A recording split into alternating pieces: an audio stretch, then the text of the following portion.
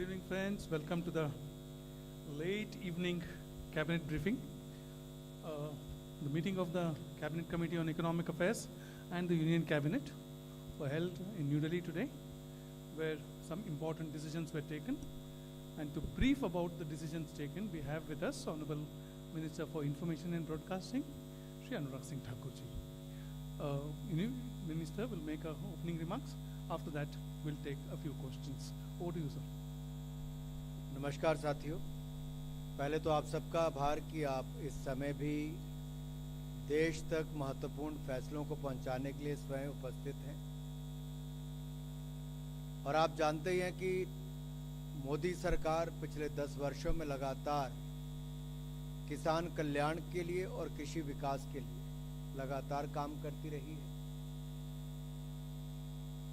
और आज का पहला निर्णय भी जो सीसीए से संबंधित है, वो गन्ना सीजन, जो आगामी गन्ना सीजन है, उसके लिए जो मूल्य तय करने का निर्णय किया गया है।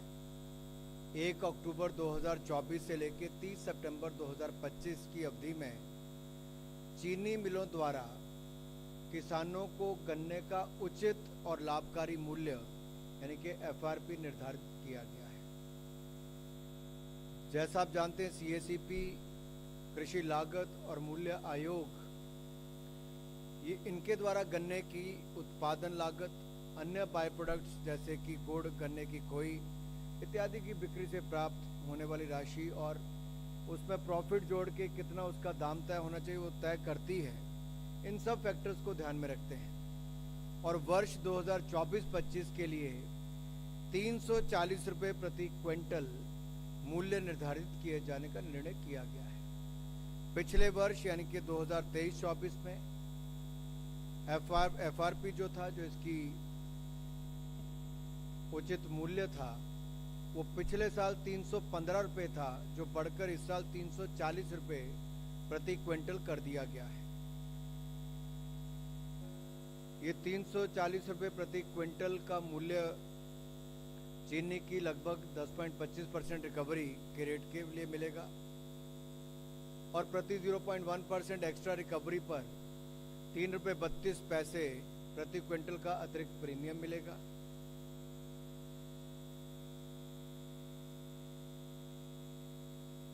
पहला निर्णय तो ये था जिससे किसानों के आमदन भी बढ़े। और मैं एक आंकड़ा आपके सामने जरूर बताना चाहता हूं। 2014 से पहले हम सब जानते हैं किसानों को खाद के लिए भी सड़कों पर उतरना पड़ता था, नहीं मिलती थी। उस समय गन्ने की सही कीमत और पैसा भी उनको नहीं मिलता था, साल 2 साल इंतजार करना पड़ता था। अगर मैं केवल पिछले 4-5 सालों का भी उदाहरण दूं तो सन 2019-20 ये जो वित्तीय वर्ष है, इसमें 75,854 करोड़ रुपया किसानों को मिला, गन्ना किसानों को। और 2020-21 में 93,011 करोड़ रुपया मिला। 2021-22 में 1,18,618 रुपये मिले और 2022-23 में 1,14,005 रुपये मिले। और ये लगभग 99.9% पैसा इनके खाते में सीधा चीनी मिलों द्वारा दिया गया। और इस साल भी अब तक 81% से ज्यादा पैसा अब तक मिल चुका है। तो कैसे मोदी सरकार की गारंटी, मोदी की गारंटी जो है किसानों की आमदन को दुगना करने के लिए लगातार, इसके लिए हम प्रतिबद्ध भी हैं और सारे कदम उस दिशा में उठाए गए हैं। दूसरा निर्णय, क्योंकि किसान के पास पशुपालन का भी काम होता है, तो नेशनल लाइवस्टॉक मिशन के अंतर्गत एक सब स्कीम, ये हमारे पशुपालन और डेयरी विभाग के मंत्रालय से जुड़ा हुआ है। इसमें एक बड़ा परिवर्तन लाने के लिए, क्योंकि जो हमारे पैक एनिमल्स होते हैं यानी कि भारवाही पशु जैसे कि घोड़े, ऊंट, गधा, खच्चर आदि की संख्या देश भर में घट रही है और देसी नस्ल की कुछ प्रजातियां लुप्त होने के कगार पर हैं। तो इसलिए पशुधन एवं पोल्ट्री की प्रोडक्टिविटी में सुधार लाने के लिए तथा फॉडर और फीड की उपलब्धता को बढ़ाने के लिए नेशनल लाइवस्टॉक मिशन चलाया जा रहा है और इसके अंतर्गत ब्रीड इम्प्रूवमेंट, नस्ल को सुधार करने के लिए ब्रीड मल्टीप्लिकेशन फॉर्म बनाने का काम हो रहा है। अच्छी क्वालिटी के फॉडर के सीड प्रोडक्शन और सर्टिफिकेशन संबंधी कार्य किए जा रहे हैं और इसके लिए एंटरप्रेन्योर्स के रूप में कोई व्यक्ति हो, इंडिविजुअल हो, सेल्फ हेल्प ग्रुप हो, फार्मर प्रोड्यूसर ऑर्गेनाइजेशन हो, फार्मर्स की कोऑपरेटिव ऑर्गेनाइजेशन हो, इन सबको 50% कैपिटल सब्सिडी इसका प्रावधान दिया गया है और जिसकी अधिकतम सीमा 50 लाख रुपए रखी गई है। इसके अतिरिक्त पशुधन का इंश्योरेंस और रिसर्च एंड डेवलपमेंट के कार्य भी किए जाते हैं। अब मैं इसमें थोड़ा विस्तार में अगर आपको कहूं तो पैक एनिमल्स जैसे कि घोड़े, ऊंट, गधा, खच्चर के ब्रीड मल्टीप्लिकेशन के कार्यों को भी लिया जाएगा और पशुधन जैसे कि पोल्ट्री और पैक एनिमल्स के ब्रीडिंग फार्म को स्थापित किया जाएगा। इसके साथ साथ देश में फॉडर की उपलब्धता को बढ़ाने के लिए डिग्रेडेड फॉरेस्ट लैंड तथा नॉन फॉरेस्ट वेस्ट लैंड, चारागाहों, बंजर भूमि में भी फॉडर के प्रोडक्शन यानी कि चारा के प्रोडक्शन के कार्य को भी लिया जाएगा। तो इसके प्रोडक्शन को प्रोत्साहन देने के लिए गोडाउन की सुविधा हो, रिसीविंग शेड हो या फिर ड्राइंग प्लेटफॉर्म या मशीनरी हो, इसके लिए भी कैपिटल सब्सिडी दी जाएगी। इंश्योरेंस को प्रोत्साहित करने के लिए सभी प्रकार के पशुधन जिसमें अब पैक एनिमल्स को भी इंश्योरेंस करने का लाभ मिलेगा। अब इसमें एक समान इनको प्रीमियम देना पड़ेगा। पहले लगभग 20% से लेकर 50% तक प्रीमियम देना पड़ता था, अब 15% ही प्रीमियम देना पड़ेगा और इंश्योरेंस की सुविधा सुअर और खरगोश, पिग और रैबिट को छोड़कर 5 कैटल यूनिट की बजाय अब 10 कैटल यूनिट के लिए उपलब्ध होगी। और जैसा मैंने कहा, रिसर्च एंड डेवलपमेंट के लिए प्रोजेक्ट के लिए भी चैलेंज मेथड के आधार पर प्राइवेट इंस्टीट्यूशन को 50% तक सब्सिडी, अधिकतम 5 करोड़ रुपए तक की सहायता इसमें भी मिलेगी। इससे हमें लगभग 20 लाख से ज्यादा किसानों को चारा के प्रोडक्शन के लिए, कल्टीवेशन के लिए और पशुधन संबंधी गतिविधियों के लिए सहायता प्रदान की जाएगी और पशुओं की इंश्योरेंस और छोटे और सीमांत किसानों को इसका बहुत बड़ा लाभ मिलने वाला है। इससे फीड और फॉडर, इसके उत्पादन के क्षेत्र में भी और बढ़ावा मिलेगा, उसकी उपलब्धता बढ़ेगी और जो हमारे पैक एनिमल जैसा मैंने कहा, घोड़ा, ऊंट, खच्चर, गधा आदि, इनके भी जेनेटिक इंप्रूवमेंट को बल दिया जाएगा। जो तीसरा निर्णय है वो flood management and border area programme को लेकर है। ये हमारे जल शक्ति मंत्रालय के द्वारा इसको किया जाएगा। ये जो हमारी स्कीम है flood management and border area programme, ये हमारे water resources, river development, Ganga reservation Bharat सरकार के इस प्रोग्राम को 4100 करोड़ रुपए की राशि उपलब्ध करवाई गई है 2021-22 से लेके 2025-26 तक, जिसमें 2930 करोड़ रुपया फ्लड मैनेजमेंट प्रोग्राम कंपोनेंट के लिए, एफएमपी के लिए दिया जाएगा और 1160 करोड़ रुपया आरएमबीए कंपोनेंट के लिए river management and border area programme के अंतर्गत दिया जाएगा। इसका फंडिंग का पैटर्न जो है ये 60-40 रेशो रहेगी। 60% केंद्र सरकार का, 40% राज्य की सरकार का। और जो पूर्वोत्तर के राज्य और पहाड़ी राज्य हैं, पहाड़ी राज्यों में जम्मू कश्मीर, हिमाचल और उत्तराखंड आता है और नॉर्थ ईस्ट के हमारे बाकी राज्य, इनके लिए फंडिंग 90% भारत सरकार, 10% राज्य की सरकारें देगी और यूनियन टेरिटरीज के लिए 100% हम लोग भारत सरकार की ओर से देंगे। हालांकि फ्लड मैनेजमेंट का काम राज्य की सरकारों का होता है, लेकिन हज़ारों करोड़ रुपए की सुविधा पहले भी भारत सरकार ने दी। अब इसको अगले 2021-22 से लेकर 25-26 तक इसको किया गया है और इसकी थ्रेशोल्ड लिमिट को भी एस्टिमेट कॉस्ट जो 100 करोड़ इससे बड़े प्रोजेक्ट हैं उनको भी जनरल कैटेगरी स्टेट और 50 करोड़ जो है वो हमारे नॉर्थ ईस्टर्न स्टेट और पहाड़ी राज्यों के लिए रखा गया है। इसके लिए 4100 करोड़ रुपए की मंजूरी मोदी सरकार ने की है। महिला सुरक्षा के लिए हर कदम हमारी सरकार ने उठाए। कानून बनाने की ज़रूरत पड़ी तो वो भी बनाए, फास्ट ट्रैक कोर्ट भी बनाए, जल्दी न्याय मिले तो उसकी भी शुरुआत की। और आपको याद होगा ये जो टाइम बाउंड इन्वेस्टिगेशन का प्रावधान से लेके 761 फास्ट ट्रैक स्पेशल कोर्ट की स्थापना भी की और इमरजेंसी की स्थिति में महिलाओं को 24/7 सहायता यानी कि 24 घंटे सातों दिन सहायता हेतु देश में एक हेल्पलाइन नंबर 112 नंबर की शुरुआत भी की गई तथा 45 इमरजेंसी रिस्पांस सेंटर्स की स्थापना हुई। कानून में हमने संशोधन भी किया कि रेप के मामले में सजा की वृद्धि भी की गई, यहाँ तक कि माइनर के साथ करोगे तो फांसी की सजा तक, मृत्युदंड तक भी है।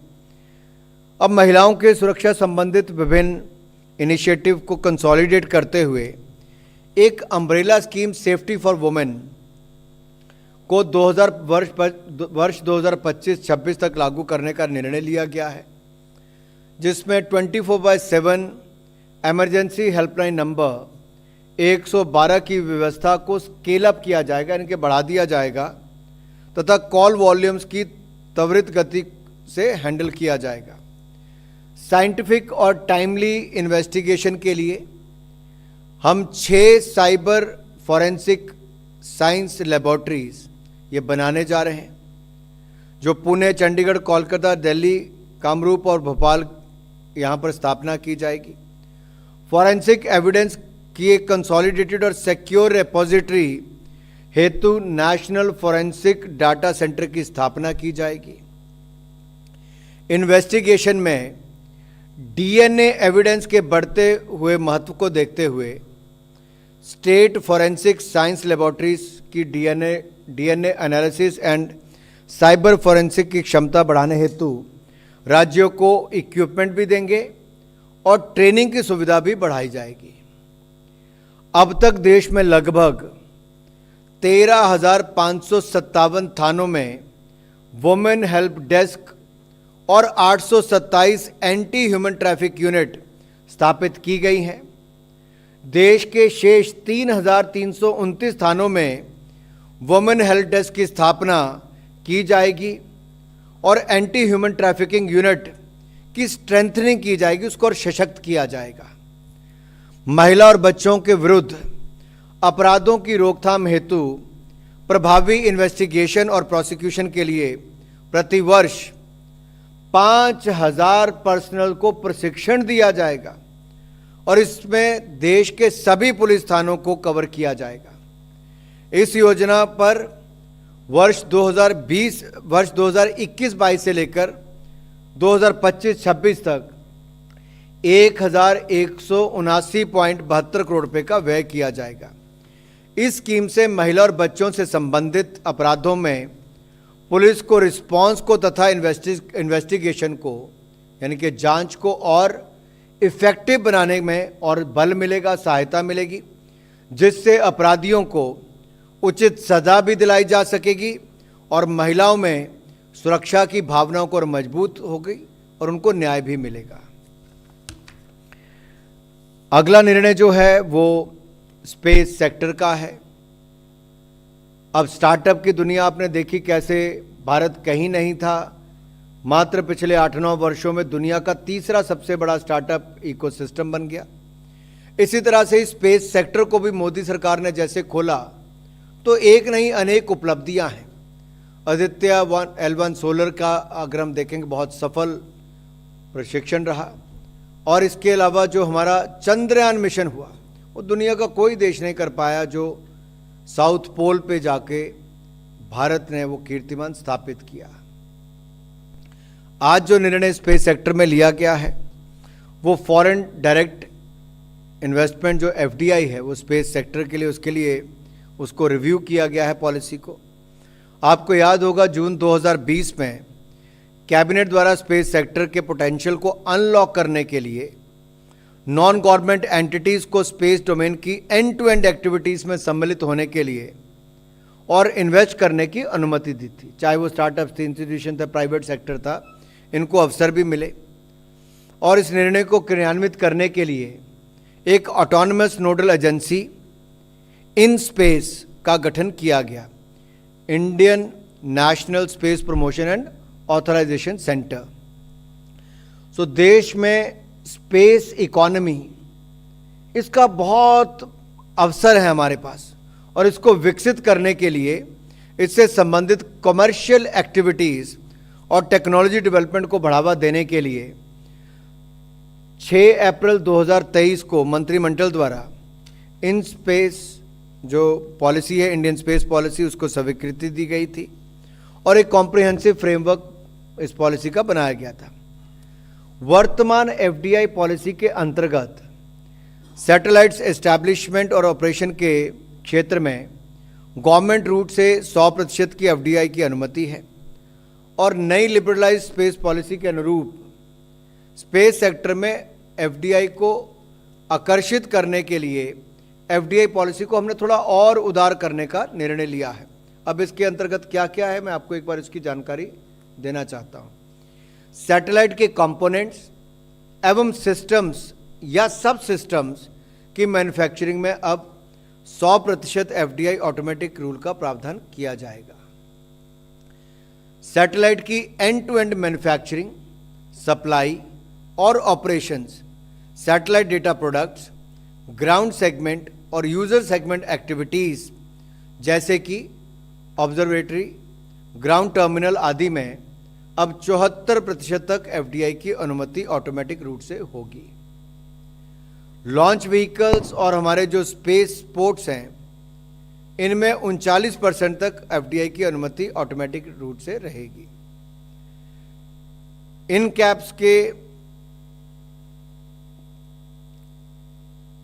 कैप से अधिक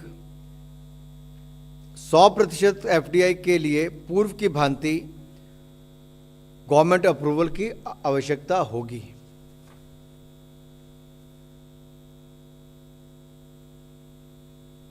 अब डिपार्टमेंट ऑफ स्पेस द्वारा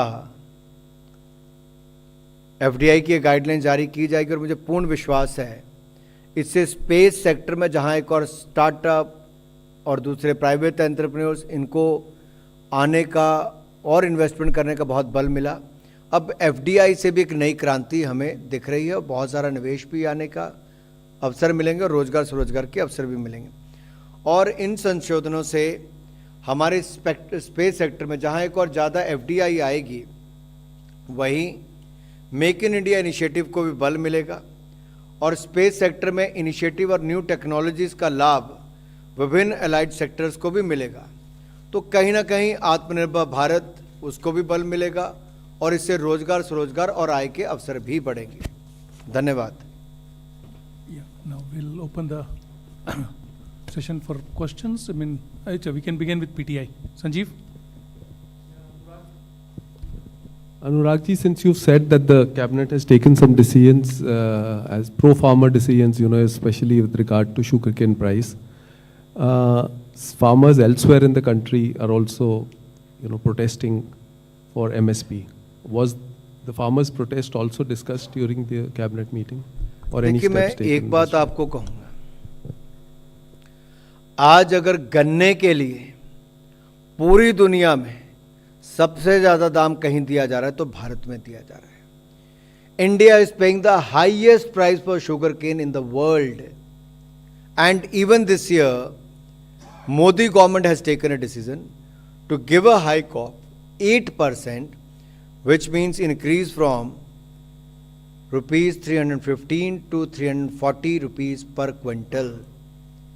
This is in the interest of farmer. That is our commitment towards the farmer's income. At least cost plus 50% profit, but here if you look at it's close to 100%, 107%. So all I'm trying to say is it is 107% higher than A2 plus FL cost of sugar cane. तो मोदी सरकार की प्रतिबद्धता है कि किसान की आय को दुगना किया जाए। दूसरा, दुनिया भर में जो खाद के दाम बढ़े, हमने उसके बावजूद किसानों पर खाद के दाम नहीं बढ़ने दिए, यूरिया के दाम नहीं बढ़ने दिए। 3 लाख करोड़ रुपए तक की सब्सिडी भारत सरकार ने दी है। लगातार पिछले 3 वर्षों में काम किया। नैनो यूरिया को हम लेकर आए। और यही नहीं, मैं एक बात तो आज मैं जरूर कहना चाहता हूं, यूपीए के 10 साल में गेहूं, धान, दलहन, तिलहन, इन पर 5.5 लाख करोड़ रुपया एमएसपी की खरीद पर खर्च किया। मोदी सरकार ने 18,39,000 करोड़ खर्च किया है, जो 3.5 गुना से ज्यादा है। कहां 5.5 लाख करोड़, कहां 18,39,000 करोड़। और अगर मैं आपको दलहन की उदाहरण दूं तो 1,936 करोड़ रुपया कांग्रेस ने खर्च किया, यूपीए की सरकार ने, मोदी सरकार ने 55,000 करोड़ से ज्यादा खर्च किया। तिलहन में उन्होंने 11,000 करोड़ के लगभग खर्च किया, हमने 33-35,000 करोड़ से ज्यादा खर्च किया।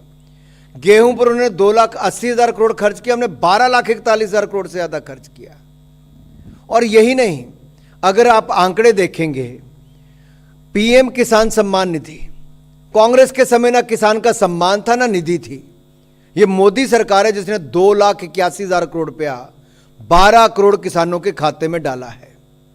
और उनके समय किसानों को मुआवजा नहीं मिलता था। हमारे समय 1,54,000 करोड़ रुपया मुआवजा प्रधानमंत्री फसल बीमा योजना के अंतर्गत मिला। उनके समय बैंकों से पैसा नहीं किसान को मिलता था। और 13-14 में, सन 2013-14 में 7,30,000 करोड़ रुपया मिला। हमने 2020-21 में, 21-22 में हमने कितना पैसा, 20 लाख करोड़ से ज्यादा किसान को दिया है। यह हमारा कर्तव्य था किसानों के प्रति। मोदी जी ने तभी तो कृषि एवं किसान कल्याण मंत्रालय नाम रखा। एक एक कदम देखिए उस दिशा में है। 15,511 करोड़ रुपया हमने खर्च किया प्रधानमंत्री सिंचाई योजना के अंतर्गत। मैं आपको कितने ही उदाहरण बता सकता हूं। 1 लाख करोड़ रुपया हमने एग्रीकल्चर इंफ्रास्ट्रक्चर फंड के लिए रखा है। और ये मैं कोई कागज देख के नहीं, मुंह जबानी आपको बता रहा हूं, मेरा विभाग नहीं, उसके बावजूद भी ये हमारी सरकार ने की, हमारी प्रतिबद्धता है किसान के प्रति। हम पहले भी वार्ता के लिए राजी थे, आज भी हैं, आगे भी रहेंगे, हमें उसमें कोई दिक्कत नहीं। हमारे भाई हैं, अन्नदाता हैं। मोदी जी 4 जातियों की बात करते हैं तो गरीब, युवा, अन्नदाता और नारी शक्ति की बात करते हैं, और इन सबके लिए रिकॉर्ड काम किया है। आज भी हमारा एमएसपी दुनिया भर में अगर देखें तो सबसे ज्यादा में से एक है, सबसे ज्यादा ही है दुनिया भर में। और मैं इतना जरूर कहूंगा, बहुत सारे लोगों ने अफवाह फैलाने का प्रयास किया कि एमएसपी बंद हो जाएगी। हमने यूपीए सरकार से दाम भी लगभग दुगने और खरीद भी दुगने से ज्यादा करने का काम किया है। कोई और सवाल? हाँ बताइए। हिमांशु बोल रहा हूँ टाइम्स नाउ नवभारत से। दरअसल में ये तमाम सारी बातें हैं, ये सब फार्मर्स को पता है, बावजूद उसके वो उपद्रव करने की स्थिति पैदा हो रही है वहाँ पर बॉर्डर्स पर। मैं चाहूंगा कि अगर आप लोग शांति को लेकर, मेरा सिर्फ इतना है, कैबिनेट ब्रीफिंग से रिलेटेड कोई विषय तो आप वहाँ तक रखिए, नहीं तो आप संदेश खाली से लेके आप किसी और आंदोलन तक पहुँचेंगे। अब महिला अपराध के लिए, जैसे मैंने अभी भी बताया, ये अम्ब्रेला स्कीम हम किस लिए लेकर आए? ये महिलाओं के प्रति जो अपराध हो रहा है, अब कानून व्यवस्था राज्य का विषय है, लेकिन अगर हम स्पेशल कोर्ट्स बना रहे हैं, फास्ट ट्रैक कोर्ट्स बना रहे हैं, और 761 फास्ट ट्रैक कोर्ट बना भी दिए। अब 112 इमरजेंसी हेल्पलाइन नंबर हमने बनाया, तो देश भर की महिलाओं के लिए बनाया। अब हालांकि राज्य का विषय था, लेकिन भारत सरकार ने सेफ्टी फॉर वुमेन, महिलाओं की सुरक्षा के लिए एक नहीं अनेक कदम उठाए, अन्य योजनाएं भी हैं। इसलिए मैं नहीं चाहूंगा कि मैं अब किसी और राज्य तक जाके, क्योंकि हमने महिलाओं की सुरक्षा के लिए बात कर रही थी। कोई और प्रश्न? पशुधन पे दी जाने वाली सब्सिडी के बारे में एक बार थोड़ा सा फिर से बता देंगे सर, और वो एकल व्यक्ति के लिए कितनी अधिकतम है और उसके लिए आवेदन उसको कैसा करना है? देखिए 50% तक ये सब्सिडी मिल सकती है और 50 लाख रुपए इसकी कैप है। और इसमें चाहे आप व्यक्तिगत इंडिविजुअल हो, सेल्फ हेल्प ग्रुप हो, फार्मर प्रोड्यूसर ऑर्गेनाइजेशन हो या फार्मर्स कोऑपरेटिव हो, इन सब के लिए सुविधा है और 50% तक कैपिटल सब्सिडी है, 50 लाख रुपए इसकी कैप है। जहां तक इंश्योरेंस की बात है, उसके लिए पहले आपको 20% से लेकर 50% तक देना पड़ता था, अब आपको 15% ही देना पड़ेगा। और रिसर्च एंड डेवलपमेंट के लिए भी जैसा मैंने पहले कहा कि चैलेंज मेथड के तौर पे हम प्राइवेट इंस्टीट्यूशन को 5 करोड़ रुपए तक की इसमें सब्सिडी देने के लिए तैयार हैं इस योजना के अंतर्गत। और इससे आपके जो चारा है फॉडर कल्टीवेशन उसको बढ़ावा मिलेगा। लुप्त होती माल ढोने वाली ऐसे चाहे घोड़ा, ऊंट, गधा, खच्चर, ये इनकी प्रजातियों को बचाने का काम भी और इंश्योरेंस भी, इन सब पे भी इसको बल मिलेगा। लेकिन जैसा मैंने एक और इसमें कहा था कि सुअर और खरगोश, पिग और रैबिट को छोड़ के बाकियों के ऊपर ये 5 कैटल यूनिट की बजाय 10 कैटल यूनिट के लिए उपलब्ध रहेगा, जो इंश्योरेंस वाला पार्ट है 15%। Okay, thank you. Cabinet briefing हम यहीं समाप्त करते हैं। धन्यवाद जी।